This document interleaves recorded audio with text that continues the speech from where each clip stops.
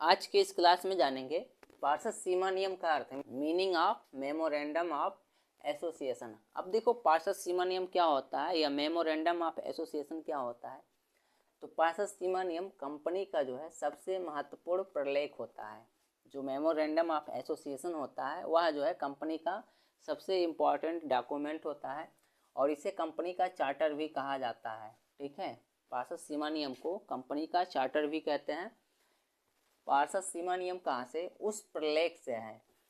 पार्षद सीमा नियम का आशय जो है उस डॉक्यूमेंट से है, उस प्रलेख से है जिसमें उन महत्वपूर्ण शर्तों का उल्लेख किया जाता है जिसके आधार पर कंपनी के समामेलन की आज्ञा दी जाती है। और पार्षद सीमा नियम में, ठीक है, उन महत्वपूर्ण शर्तों का उल्लेख होता है जिसके आधार पर कंपनी के समामेलन की आज्ञा दी जाती है और इसके अभाव में कंपनी का समामेलन नहीं हो सकता है। यदि और ये भी याद रखो कि पार्षद सीमा नियम यदि नहीं बनाया गया तो ऐसी स्थिति में कंपनी का समामेलन नहीं होगा। ठीक है, और इस प्रलेख में कंपनी के अधिकार और उद्देश्य परिभाषित होते हैं। मेमोरेंडम ऑफ एसोसिएशन में कंपनी के जो भी अधिकार होते हैं, राइट होते हैं, ठीक है, और जो भी इसके उद्देश्य होते हैं उन सभी बातों का उल्लेख जो है मेमोरेंडम ऑफ एसोसिएशन में लिखा होता है। यह जो है सही अर्थों में कंपनी की आधारशिला होती है। और पार्षद सीमा नियम जो है कंपनी का क्या होता है? एक आधार होता है, एक बेस होता है जिस पर कंपनी रूपी भवन का निर्माण किया जाता है और इसी के आधार पर जो है कंपनी का निर्माण किया जाता है। यह प्रलेख जो है कंपनी की क्रियाओं के लिए चार दीवारी का काम करती है। ठीक है, और जो पार्षद सीमा नियम होता है वो कंपनी के लिए क्या होती है? एक चार दीवारी का काम करता है।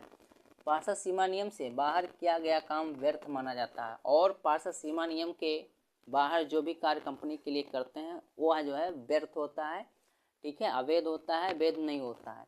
अब परिभाषा की बात करते हैं तो कंपनी अधिनियम 2013 की धारा 256 के अनुसार पार्षद सीमा नियम से आशय एक कंपनी के उस पार्षद सीमा नियम से है जो पिछले कंपनी कानून या इस अधिनियम के अंतर्गत मूल रूप से तैयार किया गया हो। ठीक है, देखो कंपनीज एक्ट 2013 की धारा 256 के अनुसार जो है पार्षद सीमा नियम का आशय एक ऐसे पार्षद सीमा नियम से है, ठीक है, जो पिछले कंपनीज एक्ट या पिछले कंपनी अधिनियम या एक्ट के अनुसार बनाया गया हो या प्रेजेंट टाइम पे जो कंपनीज एक्ट चल रहे हैं उसके हिसाब से पार्षद सीमा नियम बनाया गया हो।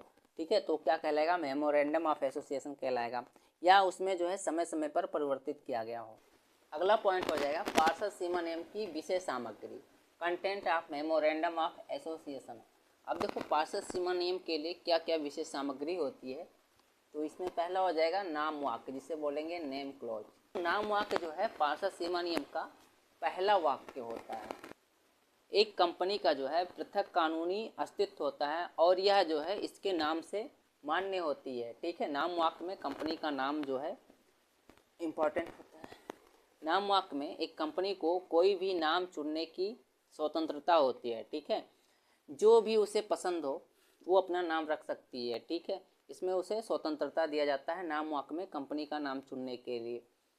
यह जो है सार्वजनिक कंपनी की दशा में अपने नाम के अंत में लिमिटेड एवं निजी कंपनी की दशा में जो है अपने नाम के अंत में प्राइवेट लिमिटेड शब्द का प्रयोग करती है। दूसरा हो जाएगा पंजीकृत कार्यालय वाक्य, रजिस्टर्ड ऑफिस क्लोज। देखो पार्षद सीमा नियम का दूसरा वाक्य जो है उस राज्य का नाम बताता है जिसमें जो है कंपनी स्थापित की जाएगी या और यह जो है कंपनी का निवास स्थान निश्चित करता है। उस राज्य का केवल नाम लिखना ही पर्याप्त है जिस राज्य में जो है कंपनी का पंजीकृत कार्यालय या रजिस्टर्ड ऑफिस जो है स्थापित होगा। उसमें क्या होता है, केवल उस राज्य का नाम लिखना ही पर्याप्त है, उससे और कंपनी का जो वास्तविक पता होता है, एक्चुअल जो है एड्रेस होता है, उसको जो है पार्षद सीमा नियम में लिखना या देना आवश्यक नहीं होता है।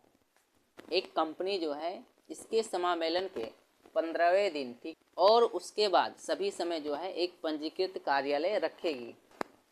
तीसरा हो जाएगा उद्देश्य वाक्य, ऑब्जेक्टिव क्लोज। अब देखो जो उद्देश्य वाक्य होता है वो कंपनी का सबसे महत्वपूर्ण वाक्य होता है क्योंकि उद्देश्य वाक्य जो है कंपनी की जो भी शक्तियाँ होती हैं उसको परिभाषित करता है और उसे सीमित करता है। और उद्देश्य वाक्य में कंपनी के जो भी उद्देश्य होते हैं उसका विस्तार से वर्णन होता है। जो कंपनी जो है समामेलित होने के बाद करेगी और उन बातों का वर्णन होता है जो उद्देश्य वाक्य में उल्लिखित उद्देश्यों को प्राप्त करने के लिए क्या होता है, आवश्यक होता है। और इस वाक्य का जो उद्देश्य है ऋणदाताओं और जितने भी अन्य व्यक्ति होते हैं उनकी सुरक्षा करना होता है, जो कंपनी के साथ क्या करते हैं, व्यवहार करते हैं, क्योंकि वे जो है इसके द्वारा कंपनी की जो भी शक्तियाँ होती है उसकी सीमा को जान सकते हैं। और ये भी याद रखो कि एक कंपनी को अपना उद्देश्य चुनने का पूर्ण अधिकार होता है, परंतु यह जो है अवैध, गैरकानूनी, सार्वजनिक नीति के विरुद्ध या कंपनी अधिनियम या कंपनीज एक्ट के विरुद्ध नहीं होना चाहिए। चौथा हो जाएगा दायित्व वाक्य, लायबिलिटी क्लोज। अब देखो, जो दायित्व वाक्य होता है कंपनी के जितने भी सदस्य होते हैं उनके दायित्वों का वर्णन करता है। अंशों द्वारा सीमित कंपनी की दशा में कंपनी के जो भी सदस्य होते हैं उनका दायित्व जो है कंपनी के अंशों के अंकित मूल्य तक जो है सीमित होता है।